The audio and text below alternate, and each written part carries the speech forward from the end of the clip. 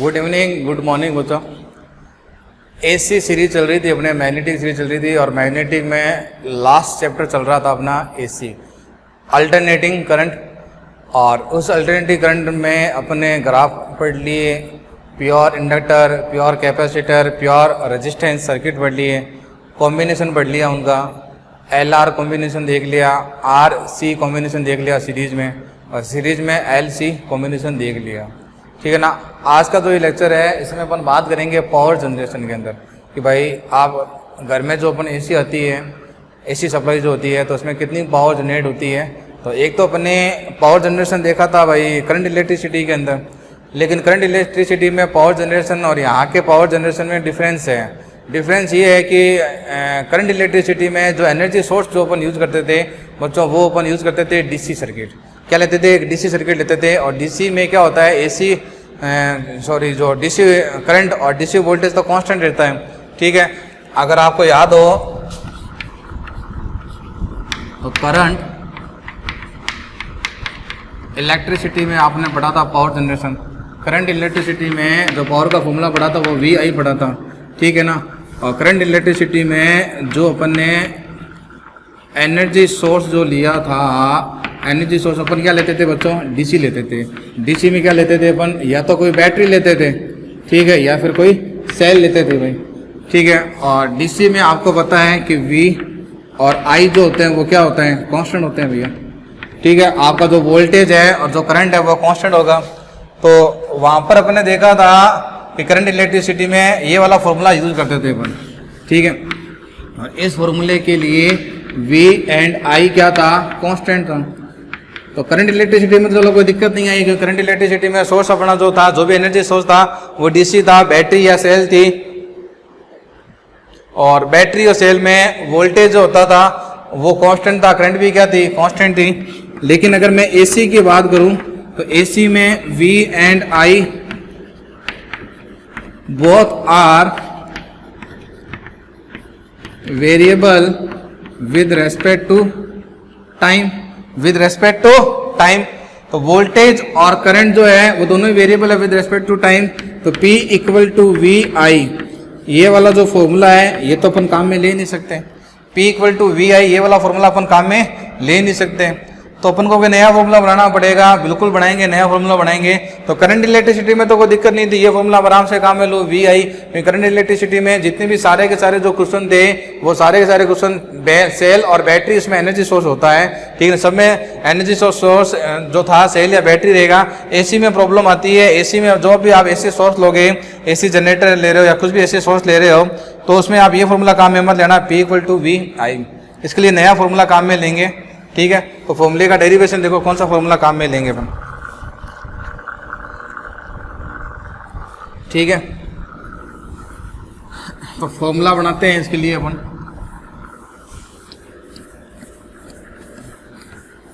इसको नोट कर लिया होगा आपने। ठीक है। तो इनमें देखो पावर इन, ठीक है ना, AC V and I both are vary with respect to time, with respect to time, with respect to time, then power is also vary with respect to time। यानी कि जो भी आपकी पावर है वो फंक्शन होगी बच्चों किसका? टाइम का। यानी कि पावर किसका फंक्शन होगी? टाइम का होगा। यानी कि पावर का जो फॉर्मूला आप में लोगे, पावर टाइम का फंक्शन होगी, वोल्टेज भी टाइम का फंक्शन होगा, करंट भी बच्चों किसका फंक्शन होता है? टाइम का फंक्शन होता है। आपने इतने क्वेश्चन सोल्व करे हैं, आपने देखा होगा करंट टाइम का फंक्शन होता है, ओमेगा टी आता है। ठीक है ना। क्योंकि करंट चेंज होगी, वोल्टेज भी चेंज होगा, तो वोल्टेज भी किसका फंक्शन होगा? टाइम का होगा। ये दोनों टाइम के फंक्शन होंगे और यहाँ से अपन पावर का फॉर्मूला निकालेंगे। अब इसका फॉर्मूला ट्राई करते हैं। तो नो डाउट है कि एसी के अंदर पावर जो होती है वो चेंज होती है, पावर भी टाइम का फंक्शन आएगा, पावर भी क्या होती रहती है? चेंज होती रहती है। ठीक है। तो देखो कैसे चेंज होती है उसको भी। इंस्टेंटेनियस पावर आएगी। कौन सी पावर है बच्चों? ये इंस्टेंटेनियस पावर है। तो एवरेज पावर का फॉर्मूला निकालते हैं अपन। Let V equal to V naught sine omega T I equal to I naught sine omega T plus five. ठीक है, v की इक्वेशन हो गई v naught sine omega T. Current में एज्यूम करके चल रहा हूँ कि करंट उसके फाइव आगे चल रही है।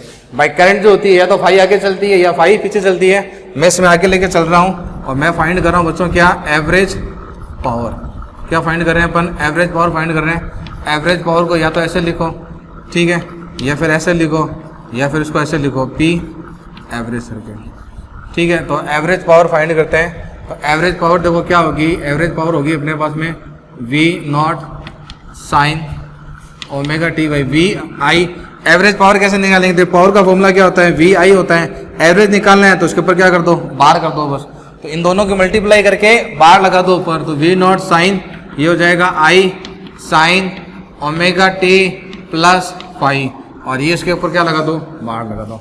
एवरेज पावर फाइंड कर रहे हैं, तो एवरेज कैसे फाइंड करते हैं, मीन करके। अब जब इसमें फाइंड करेंगे तो बच्चों ये क्या आएगा आपके पास में, देखो वी नॉट आई, ये साइन ऐसा कैसा रह जाएगा, साइन ओमेगा टी, और इसको ओपन कर दो, साइन ए प्लस बी। फॉर्मूला मालूम है ना, साइन ए प्लस बी का क्या फॉर्मूला होता है, साइन ए कॉस बी, प्लस है तो प्लस। ठीक है, उसके बाद में आएगा साइन बी कॉस ए। ठीक है, तो यहाँ आपके पास में आएगा sign omega T cos five plus sign five cos omega T, साथ में एवरेज तो रहेगा इसका। ठीक है, अंदर मल्टीप्लाई कर दो उन सब की, तो जब इनसाइड में मल्टीप्लाई करूँगा तो ये हो जाएगा वी नॉट आई नॉट, ये तो ये हो जाएगा बच्चों आपके पास में sine square omega T cos five plus, ठीक है, ये हो जाएगा वी नॉट आई। ठीक है, ये हो जाएगा sine omega T cos omega T sine five. ठीक है, अब देखो मीन हटाना आना चाहिए आपको। देखो मीन कैसे हटाते हैं, देखो कोई भी संख्या जो होती है ना, कोई भी कांस्टेंट जो होता है संख्या, यानी कि कोई नंबर कोई कांस्टेंट है, तो कांस्टेंट का जब आप बाहर करोगे तो आप ध्यान से रखना, ठीक है, कांस्टेंट का बाहर वो कांस्टेंट ही होता है। क्या होता है बच्चों, वो कांस्टेंट ही होता है। ठीक है, मान लो जैसे कोई डिजिट है 5 है, तो 5 का मैं बाहर करूंगा तो वो क्या आएगा, 5 आएगा। अब आपको पता है पीक वैल्यू जो होती है वो भी कोई कांस्टेंट होती है। मान लो वोल्टेज है, वोल्टेज की पीक वैल्यू 10 वोल्ट है, तो 10 वोल्ट है, तो उसका जब आप मीन करोगे तो वी नॉट ही आएगा। एम्पियर है, कोई करंट है, पी करंट जो है मैं कहता हूँ 100 एम्पियर है, तो वो तो कांस्टेंट है। तो जब आप बाहर करोगे कांस्टेंट का, बी केयरफुली आप बाहर करना, कैसे करोगे, ठीक है, मैं करके दिखा देता हूँ आपको। देखो ये पावर आ गई, तो बाहर जब करेंगे पहले बच्चों इसका बाहर करो, ये कांस्टेंट है, ये का ये रहेगा, इसका बाहर करो, ये कांस्टेंट है, ये का ये रहेगा। ठीक है, और उसके बाद में ये साइन स्क्वायर है, इसका बाहर करोगे तो आपको पता है साइन स्क्वायर का बाहर हाफ होता है, मैंने लिखाया था।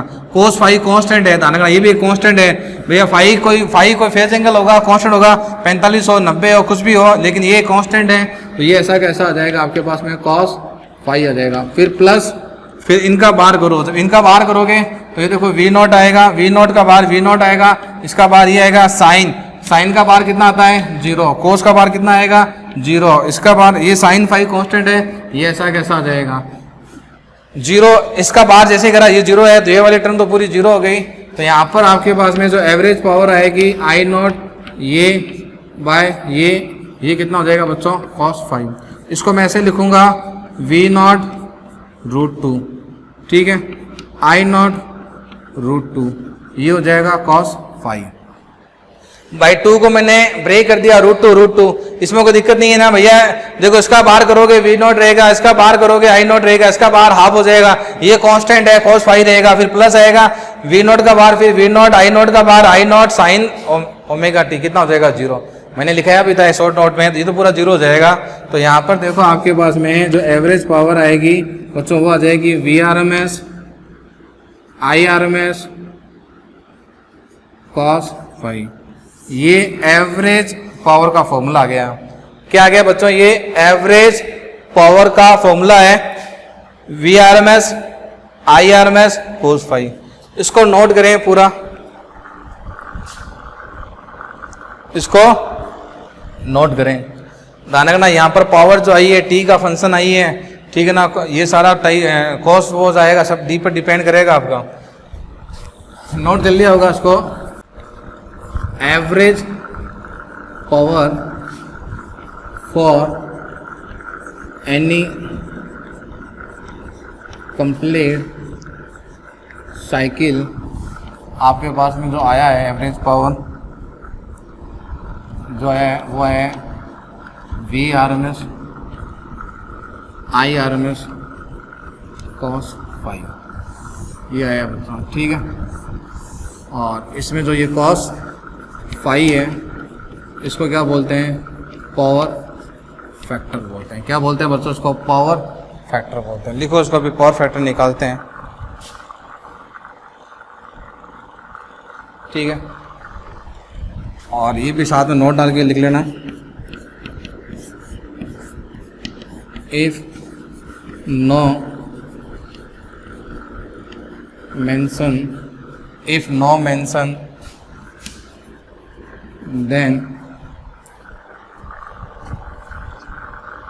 then assume average power. यानी क्वेश्चन के अंदर आपको कुछ दिया हुआ नहीं हो कि वो पावर कौन सी है, भाई एवरेज पावर है या एपरेंट पावर है। एक एपरेंट पावर और होती है, आभासी शक्ति बोलते हैं एपरेंट पावर। एपरेंट पावर का जो फॉर्मूला होता है वो होता है बच्चों VRMS IRMS, ठीक है। अब आप क्वेश्चन सोल्व कर रहे हो और वो सिर्फ पावर नाम ले रहा है, बार बार कह रहा है पावर फाइंड करो, ये पावर गिवन है और आपको मालूम नहीं चल रहा है तो सर कौन सी पावर लूँ मैं, एपरेंट पावर लूँ कि एवरेज पावर लूँ। तो आपको हमेशा ध्यान रखना, if no mention then assume average power. कौन सी पावर लोगे, एवरेज। ऐसा क्या ऐसा नोट्स मैंने एक बार वो लिखाया था, if no mention then assume IRMS voltage and IRMS current. इसका पीछे क्वेश्चन भी करा था प्रीवियस लेक्चर में अपन ने कि अगर वोल्टेज और करंट के बारे में भी आपको नहीं गिवन है तो आप मान के चलो वो वोल्टेज आपका RMS है और वो करंट बच्चों क्या है, RMS है। अगर नहीं गिवन हो तो ठीक है, तो ये आपके पास में फॉर्मूला आ गया एवरेज पावर का, VRMS IRMS cos फाई। और cos फाई जो है वो पावर फैक्टर है बच्चों, क्या है, पावर फैक्टर। अब पावर फैक्टर के बारे में डिस्कस करते हैं कि भैया पावर फैक्टर क्या होता है। cos फाई, जो फाई आया था ना फेज डिफरेंस, ये वही फाई है आपके पास में। अब देखते हैं अलग अलग सर्किट के लिए पावर फैक्टर कितना होता है। तो यहाँ हेडिंग लिखो बच्चों, सर्किट, और यहाँ पर उसका फाई देखते हैं और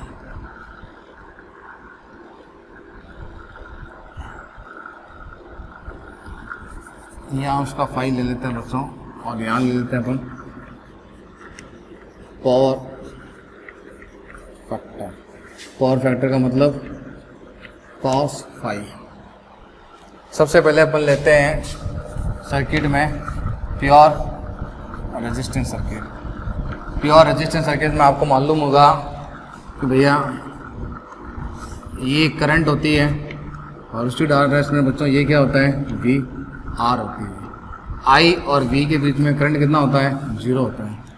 प्योर रिवीजन करवा रहा हूँ मैं आपको, जितने भी सर्किट आपने पढ़े थे प्योर रेजिस्टेंस, तो ये प्योर रेजिस्टेंस सर्किट है। उसमें करंट और वोल्टेज सेम फेज में होती है, तो कोई फेज नहीं होता है। ये आपके पास में क्या है, फेज एंगल है।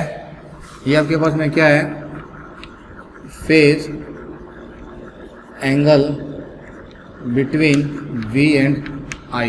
तो बच्चों यहाँ पर आपके पास में पावर फैक्टर कितना आएगा, cos 0 कितना आएगा, 1। यानी कि cos फाई जो है आपके पास में कितना आएगा, 1। पावर फैक्टर कितना आएगा, 1। सबसे ज़्यादा होता है प्योर रेजिस्टेंस के लिए। अब मैं बात करता हूँ प्योर इंडक्टर का। याद करो बच्चों प्योर इंडक्टर की कहानी कैसी थी, कलर से डायग्राम ड्रॉ कर लेते हैं ये। तो इसमें देखो, इसमें कहानी कैसे थी, इसमें कहानी ऐसे थी। तो ये तो करंट था, और करंट जो होती है प्योर इंडक्टर में करंट पीछे चलती है, लैग चलती है। देखो L है ना, L और लैग, हालांकि लीड में भी L ही आता है, याद रखना पड़ेगा। करंट जो होती है 90 पीछे चलती है, वोल्टेज आगे चलता है, ये होता है VL। तो 90 का एंगल था यहाँ पर, कितना था, 90। तो यहाँ पर आपके पास में जो फाई आएगा वो 90 आएगा। कितना आएगा, 90। और बच्चों cos 90 कितना होता है, 0। यानी कि पावर फैक्टर 0 आएगा आपके पास में यहाँ पर। पावर फैक्टर कितना आएगा, 0 आएगा। ठीक है, कोई दिक्कत नहीं है। इसमें देखो बच्चों, प्योर कैपेसिटर में तो प्योर कैपेसिटर की कहानी कुछ ऐसे थी। ठीक है, ये होती थी बच्चों करंट, और करंट आगे चलती थी और V पीछे चलता था, ये VC। ये एंगल कितना होता था, 90। तो इसमें भी कोई दिक्कत नहीं है, इसमें भी एंगल कितना था, 90 था। तो इसमें भी यहाँ पर भी आपके पास में cos 90 कितना आएगा, 0, यानी कि पावर फैक्टर यहाँ पर भी 0 आएगा। उसके बाद में मैं बात करता हूँ, तो इसके बारे में बात कर सकते हैं L,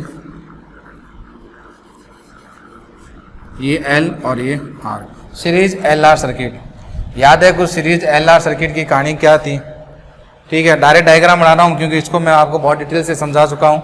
इसका सर्किट ऐसा था कुछ, ठीक है, ये था I और यहाँ पर था बच्चों क्या था, VR।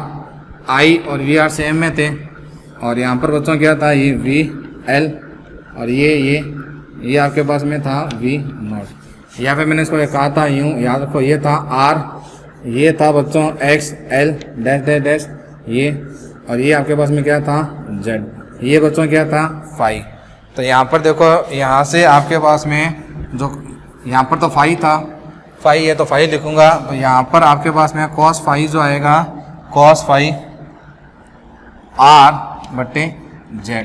तो ये आएगा R, और Z जो आपके पास में आएगा R² प्लस XL²। ठीक है, कोई दिक्कत नहीं बच्चों। ठीक है, R और L के काफ़ी क्वेश्चन सॉल्व कर चुके हैं। ये R होता है, ये L है, ये Z है। तो Z जो आएगा आपके पास में √R² प्लस XL²। ठीक है, इसको नोट करें, फिर एक सर्किट और देखते हैं। RL हो गया, RC रह गया अपने पास में, लिख लिया।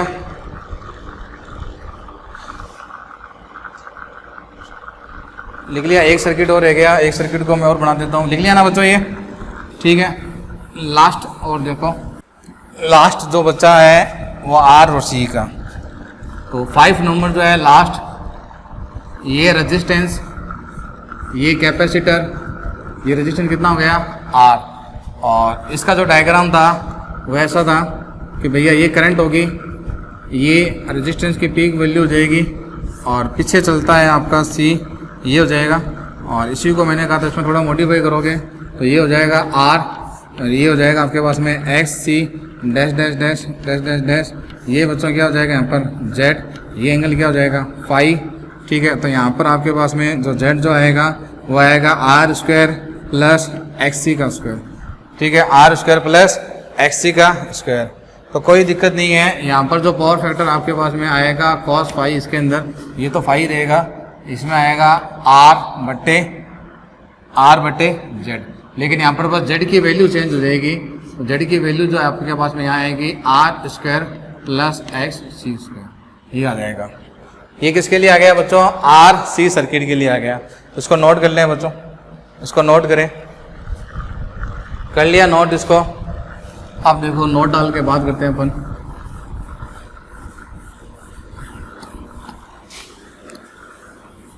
नोट डाल के लिखो उसमें,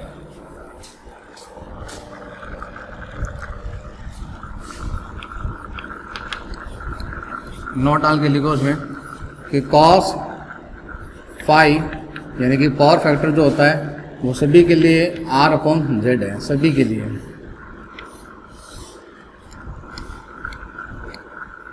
पावर फैक्टर जो है R/Z है, ऑलवेज। ये हमेशा होता है बच्चों, ऑलवेज। अलग अलग सर्किट के लिए इसकी वैल्यू बस अलग अलग आती है। 5 सर्किट थे, एक ये हो गया, एक ये हो गया, एक ये हो गया, एक ये हो गया। पहले मैं बात करता हूँ प्योर रेजिस्टेंस सर्किट के लिए, उसके मैं बात करता हूँ प्योर इंडक्टिव सर्किट के लिए, फिर मैं बात करता हूँ प्योर कैपेसिटिव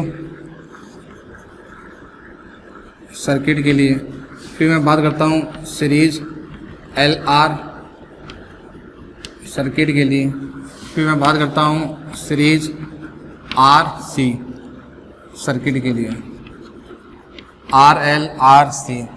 प्योर रेजिस्टेंस में देखो बच्चों जेड होता ही नहीं है, जेड क्या होता है, जीरो होता है। तो कॉस फाई जब आप निकालोगे तो क्या आएगा, आर अपॉन जीरो, कितना आएगा। प्योर रेजिस्टेंस में जो रेजिस्टेंस जो होता है जेड आर के इक्वली होता है, तो आर से कट जाए कितना आएगा, 1। तो कॉस फाई जो है बच्चों वो कितना आएगा, 1 आएगा। ठीक है। प्योर इंडक्टेंस में भाई प्योर रेजिस्टेंस का मतलब तो क्या है, प्योर रेजिस्टेंस का मतलब रेजिस्टेंस आर होगा, इसमें एल है, ये सी है, ठीक है, ये आपके पास में एल आर है और ये आपके पास में आर सी सर्किट है। ठीक है। तो अब मेरे को ये बताओ कि ये वाला जो सर्किट होगा प्योर इंडक्टेंस, इसमें एक्सएल होगा, बस एक्सएल तो होगा, लेकिन आर कितना होगा, 0 होगा। आर जो है वो कितना होगा, 0। तो आर 0 है तो कॉस फाई 0 अपॉन जेड कितना आएगा, 0, यानी कि कॉस फाई जो है वो कितना होगा, 0। तो प्योर रेजिस्टेंस में 1 है, प्योर इंडक्टर में 0 है। इसमें देख लो, इसमें भी बच्चों आपको पता है कि आपके पास में आर कितना होगा, 0 होगा, तो कॉस फाई जो आएगा वो आएगा 0 अपॉन जेड। यहाँ पर भी आपके पास में कॉस फाई कितना आएगा, 0 आएगा। ठीक है। इसमें आपको पता है कि इसमें जो जेड की वैल्यू जो होगी वो होगी R square plus X L square. यहाँ जो है इसके लिए जो होगा वो होगा आर अपॉन जेड, जेड की वैल्यू चेंज हो जाएगी बस। ठीक है। और इसके लिए जो आपके पास में जेड आएगा, इसके लिए जेड आएगा are square plus X C का स्क्वायर। ठीक है। इसके लिए जो कॉस फाई आएगा वो आएगा आर अपॉन जेड। तो ये ध्यान में रखना, प्योर रेजिस्टेंस जो होता है आपके पास में, प्योर रेजिस्टेंस के लिए बस आपके पास में कॉस फाई यानी कि पावर फैक्टर 1 होता है। पावर फैक्टर कितना होता है, 1।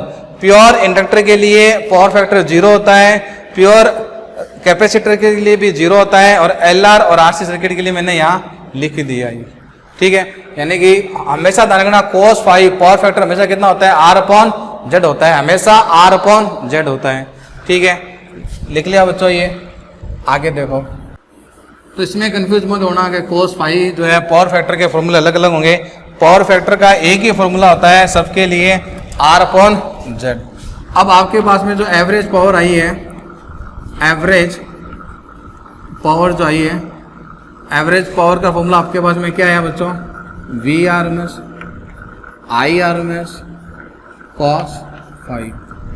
एवरेज पावर को मैं ऐसे भी लिख सकता हूँ, V R M S I R M S, और ये कितना हो जाएगा बच्चों, आर अपॉन जेड। इससे आप 2 फॉर्मूले और बना सकते हो। एक तो ये बना सकते हो आप कि ये हो गया पावर, ये हो गया वी आर एम एस, और इसकी जगह बच्चों मैं क्या लिख सकता हूँ, V R M S upon Z, ये हो जाएगा आर अपॉन जेड। ठीक है। सॉरी, आर एम एस का जो फॉर्मूला बनेगा, ठीक है, रेजिस्टेंस आपको जेड ही लोगे सारा, तो यहाँ पर ये आ जाएगा जेड। भैया करंट है ना, करंट का फॉर्मूला क्या होता है, वोल्टेज अपॉन रेजिस्टेंस। रेजिस्टेंस मैंने जेड लिख दिया है, अब जेड में बचा वो सिर्फ आर हो या एक्सएल हो या कुछ भी हो, तो ये फॉर्मूला आपके पास में ये बन जाएगा इसका, वी आर एम एस का स्क्वायर आर अपॉन जेड का स्क्वायर। ठीक है। इसी तरह यहाँ पर देखो, ठीक है, पावर का एक फॉर्मूला बनाओ, वी की जगह मैंने लिख दिया I R M S Z. ठीक है। आई आर एम एस अपनी जगह रहेगा, आर अपनी जगह रहेगा, जेड अपनी जगह रहेगा। रेजिस्टेंस हमेशा, रेजिस्टेंस की जगह हमेशा जेड लिख दिया करो, या तो जेड की जगह वो आर आएगा तो अपना आर आ जाएगा, एक्सी है तो एक्सी आ जाएगा, एक्सएल है तो एक्सएल आ जाएगा।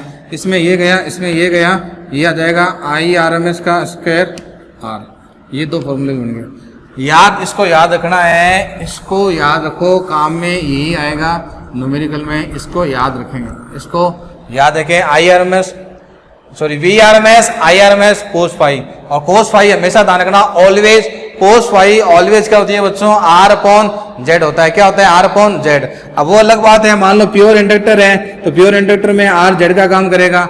ठीक है, वो अलग अलग है, वो कोई दिक्कत वाली बात नहीं है। प्योर इंडक्टिव है तो जेड 0 हो जाएगा। ठीक है ना, वो दिक्कत वाली कोई बात नहीं है। ठीक है, सॉरी, जेड 0 नहीं जाएगा, जेड एक्सएल हो जाएगा, एक्स एल के इक्वल हो जाएगा। ठीक है।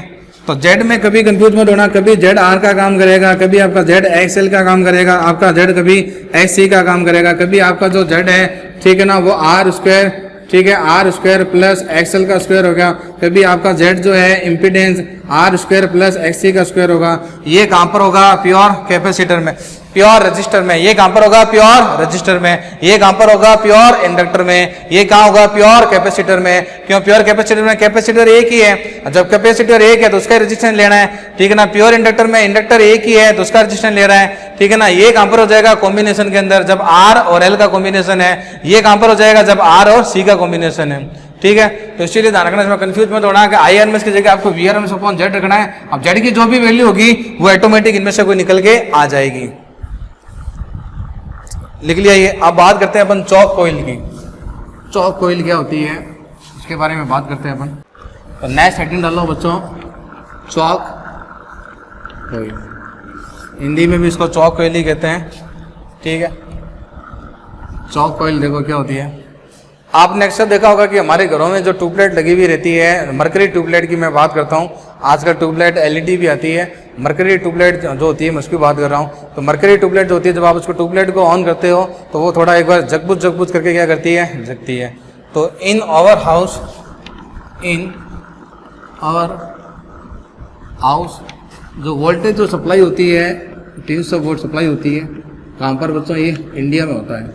इंडिया के अंदर 220 वोल्टेज सप्लाई होती है, अमेरिका में 110 होती है। हर देश की वोल्टेज अलग अलग पर काम करती है, ठीक है। और एट दिस हाई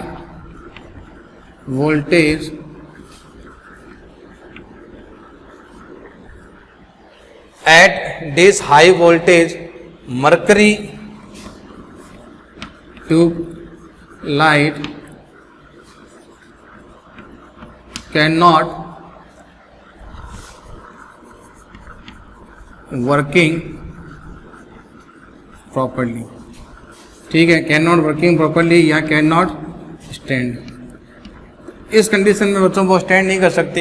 यानी कि हमारे घरों में बहुत हाई वोल्टेज आ रहा है, 220 वोल्टेज आ रहा है, और आप मान लो एक नॉर्मल ट्यूबलाइट यूज़ कर रहे हो जिसमें आप चौक यूज़ नहीं कर रहे हो, चौक कॉइल यूज़ नहीं कर रहे हो, चौक यूज़ नहीं कर रहे हो, ठीक है ना। तो वो हो सकता है ट्यूबलाइट क्या हो जाए? खराब हो जाए। तो इसके लिए अपन क्या यूज़ करते हैं? For remove it. अब वोल्टेज हाई आ गया, अब वोल्टेज हाई आ रहा है, तो for remove it we use a high resistance with series. फॉर रिमूव इट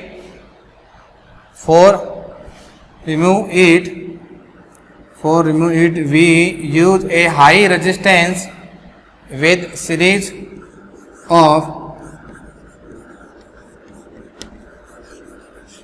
ट्यूब लाइट, ठीक है। लेकिन प्रॉब्लम क्या है इसके साथ में कि भैया आपने जैसे मान लो ये ट्यूबलाइट ली, ये ट्यूबलाइट है, ठीक है, और उसके सीरीज में यहाँ पर आपने हाई रेजिस्टेंस लगा दिया। अब प्रॉब्लम क्या है कि भाई जैसे करंट आएगी ना, तो करंट जब इसमें से फ्लो होगी तो कुछ वोल्टेज का ड्रॉप तो चलो यहाँ हो गया, बाकी इस ट्यूबलाइट को मिल गया। ये आपके पास में ट्यूबलाइट है, लेकिन यहाँ पर जो वोल्टेज का ड्रॉप होगा ना वो अपने कुछ काम का है क्या? वो कोई काम का नहीं है, ठीक है। पहले इसको नोट करें फिर आगे लिखते हैं। यहाँ तक पहले नोट करें फिर आगे की कहानी लिखते हैं। आगे की कहानी देखो। But problem of use a heavy resistance R with tubelight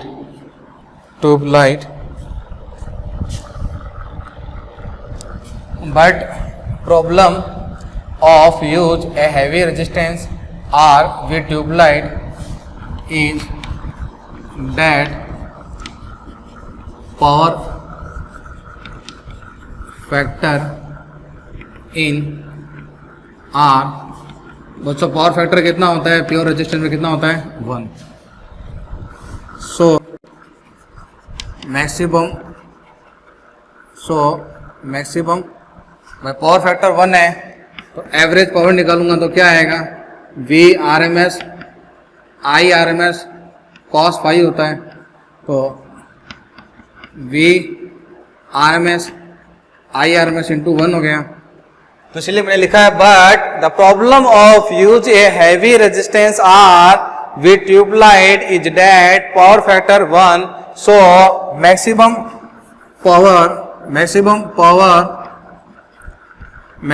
power consume by are, that power no use. यानी कि जो पावर कंज्यूम करेगा ना ट्यूबलाइट, ठीक है, आपने ट्यूबलाइट बनाई, ये ट्यूबलाइट होगी, आप मार्केट से ट्यूबलाइट लेके आए पुराने जमाने की, 100 साल पहले की, 100 साल पहले ट्यूबलाइट बनी थी क्या बच्चों? मान लो आप ट्यूबलाइट लेके आए, उस ट्यूबलाइट के साथ में कोई रेजिस्टेंस नहीं है, डायरेक्ट घर में यूज करोगे 220 वोल्ट पर, वो चलेगी नहीं, फटाका बोल जाएगा, उसका खराब हो जाएगी। फिर आपने देखा कि भैया फिजिक्स पढ़ी है, रेजिस्टेंस यूज कर लेते हैं इनके साथ में, कर लो रेजिस्टेंस यूज करोगे, पापा का बिल फुल आएगा बिजली का, ठीक है, क्योंकि हैवी रेजिस्टेंस यूज कर रहे हो। तो जब हैवी रेजिस्टेंस यूज करोगे तो बच्चों ये भी तो पावर का कंज्यूम यूज करेगा कि नहीं करेगा? पावर को कंज्यूम करेगा। अब ये पावर को कंज्यूम कर रहा है, और जिस पावर को ये कंज्यूम कर रहा है, क्या वो पावर अपने काम की है क्या? वो कुछ काम की नहीं है, पावरलेस है। यानी कि आपके घर में एक ऐसी बिजली कंज्यूम करी जा रही है, ऐसी लाइट कंज्यूम करी जा रही है, वो आपके कुछ काम की भी नहीं है और आपकी बिजली का बिल भी बढ़ा रही है। भाई साहब अपने घरों में ट्यूबलाइट क्यों यूज करते हैं, क्यों बल्ब यूज नहीं करते हैं? पुराने जमाने के जो बल्ब थे, एलईडी बल्ब को छोड़ के, तो वो बल्ब जो थे 100 वाट के होते थे, तो बिजली का बिल ज्यादा आता था। बिजली के बिल को कम करने के लिए मार्केट में ट्यूबलाइट आई, ट्यूबलाइट आती है 30 वोल्ट की, तो 30 वोल्ट की ट्यूबलाइट आप यूज कर रहे हो, इसलिए बिजली का बिल हमारे क्या आता है? कम आता है। लेकिन हमने देखा कि हमारे घरों में 220 वोल्ट आता है, तो 220 वोल्ट पर जब आप ट्यूबलाइट यूज करोगे तो आपकी ट्यूबलाइट या तो फ्यूज हो जाएगी या फटाका बोल जाएगा उसका। तो आपने क्या करा, एक हैवी रेजिस्टेंस यूज कर दिया। कंपनी ने, मान लो जो कंपनी है, मान लो फिलिप्स कंपनी है या बजाज है, ठीक है ना, इंडिया की लेते हैं, मेड इन इंडिया, ठीक है, तो मेड इन इंडिया की कंपनी के बारे में बात करते हैं अपन। तो आपने देखा कि मैं रेजिस्टेंस यूज करता हूं ट्यूबलाइट के साथ में सीरीज कॉम्बिनेशन में, तो सीरीज कॉम्बिनेशन में जब मैं रेजिस्टेंस यूज करूंगा तो रेजिस्टेंस का तो पावर फैक्टर 1 होता है, तो पावर मैक्सिमम कंज्यूम करेगा। वो जो मैक्सिमम पावर कंज्यूम कर रहा है वो अपने कुछ काम की नहीं है। ट्यूबलाइट तो चलो ठीक है, अपन को लाइट देगा, रोशनी देगा, ठीक है ना, वो अपने काम की आएगी। लेकिन यहाँ पर जो पावर कंज्यूम हो रही है वो मेरे किस काम की? तो वो मेरे क्या काम हो रही है? लाइट का बिल भी बढ़ रहा है, तो वो पावर जो है वो क्या है? यूजलेस है। तो अपन क्या करते हैं, फॉर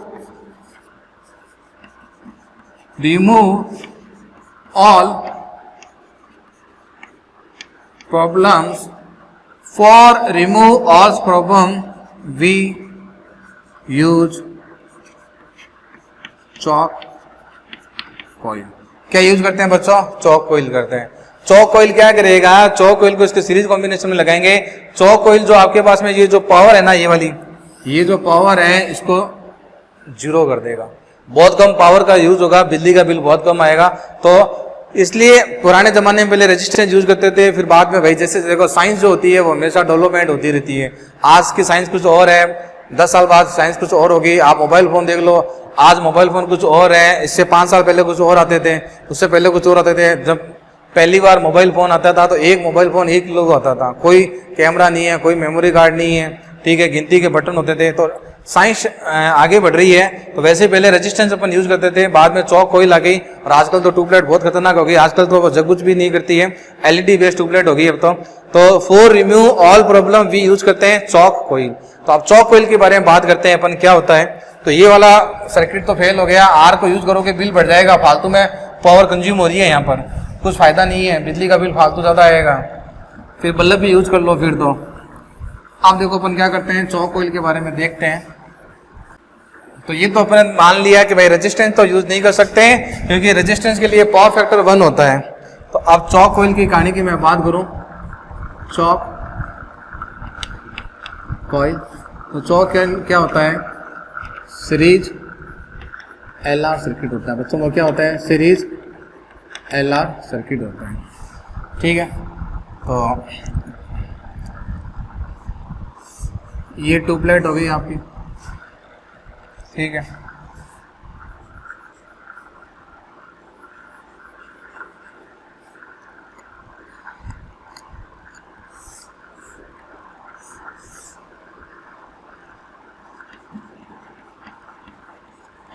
ये चौक कोइल होगी, ये आर हो गया, ये एल हो गया, ये चौक कोइल होगी। और ये हमारे पास में ट्यूब लाइट होगी। क्या होगी बच्चों? ट्यूब लाइट होगी। ठीक है।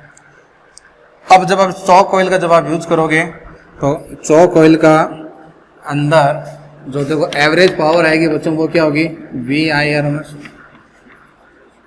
M S cos phi. ठीक है। और ये बच्चों क्या होता है? V I R M S cos phi क्या होता है? R upon Z. Cos phi हमेशा आपको पता है, मैंने कहा कोई भी सर्किट आर अपॉन जेड होता है तो उसके अंदर कोस फाई जो आएगा आर अपॉन जेड आएगा। डायग्राम याद होगा आपको आर सी सर्किट का, मैं डायरेक्ट डायग्राम बना रहा हूँ। ये डायग्राम होता है, यहाँ पर होता है आर, यहाँ पर होता है x L dash dash dash dash, ये होता है आपका फाई, ये होता है आपका जेड। तो यहाँ पे आपके पास में कॉस फाई आएगा आर, और यहाँ पर बच्चों क्या आएगा? आर स्क्वायर प्लस एक्सएल का स्क्वायर। ठीक है। आर को कॉमन ले लो, कॉस फाई ये हो जाएगा आर, आर को मैंने बाहर ले लिया तो यहाँ पर हो जाएगा 1 प्लस एक्सएल अपॉन आर का स्क्वायर। आर से आर गया, ठीक है, आर से आर गया, यहाँ पर इसको कॉस फाई रहने दो एक बार। तो यहाँ से अब आपके पास में देखो बच्चों कॉस फाई जो आएगा वो आएगा 1, ठीक है, ये आपके पास में आ जाएगा एक्सएल का स्क्वायर आर का स्क्वायर प्लस 1। अब इस पावर फैक्टर जो है ना इसको मिनिमम करो। इसको बच्चों क्या करना है? अपन को मिनिमम करना है। मिनिमम का मतलब कॉस फाई को अप्रोक्सीमेट कितना कर दो? 0 कर दो। कॉस फाई यानी कि पावर फैक्टर जो है ना अपने पास में, पावर फैक्टर जो है इसको 0 करना है। ध्यान से देखो बच्चों, ये चौक कोइल की मेन कंसेप्ट है, पावर फैक्टर को मिनिमम कर दो, 0 कर दो। अगर ये चीज 0 है तो बच्चों पावर भी फिर आपके पास में कितनी हो जाएगी? 0 हो जाएगी। और जब पावर ही कंज्यूम नहीं हो रही है तो बिल भी ज्यादा नहीं आएगा फिर। तो इसको देखो 0 कैसे करेंगे? इसको 0 करना पड़ेगा मिनिमम फॉर, इसके लिए क्या करना पड़ेगा? एक तो आर को बच्चों आप क्या कर दो? मिनिमम कर दो। आर को क्या कर दो? मिनिमम। ध्यान से देखो बच्चों, ये जितना ज्यादा कम होगा, ये जितना मिनिमम, ये उतना क्या होगा? मैक्सिमम। ये जितना मैक्सिमम होगा तो 1 अपॉन मैक्सिमम क्या होगा? मिनिमम। तो कॉस फाई 0 होगा कि नहीं होगा? साथ में एक्सएल को क्या कर दो? मैक्सिमम। क्या कर दो? मैक्सिमम। यानी कि वो लार्ज होना चाहिए। क्या होना चाहिए? लार्ज।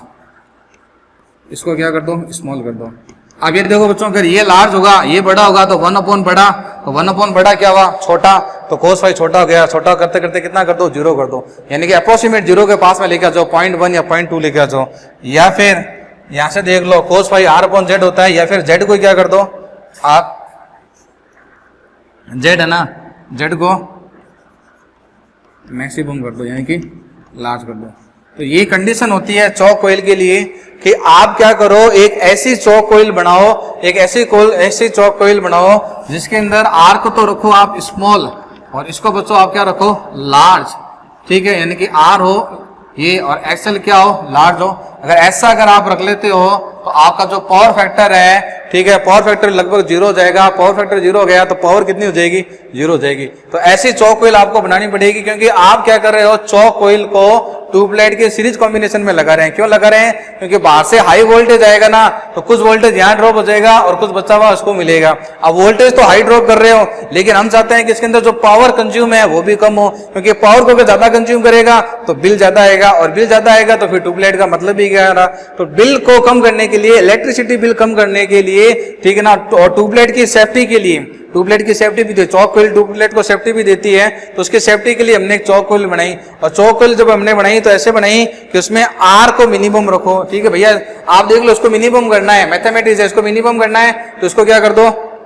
मिनिमम कर दो। ये मिनिमम तो बच्चों ये मिनिमम तो ये मैक्सिमम, 1 प्लस मैक्सिमम मैक्सिमम, और ये मैक्सिमम है तो ये मिनिमम हो गया। तो आर मिनिमम रखो, रेजिस्टेंस को मिनिमम रखो, इंडक्टिव रिएक्टेंस इसको मैक्सिमम रखो, और इसको भी मैक्सिमम रखो। इसको नोट करें बच्चों।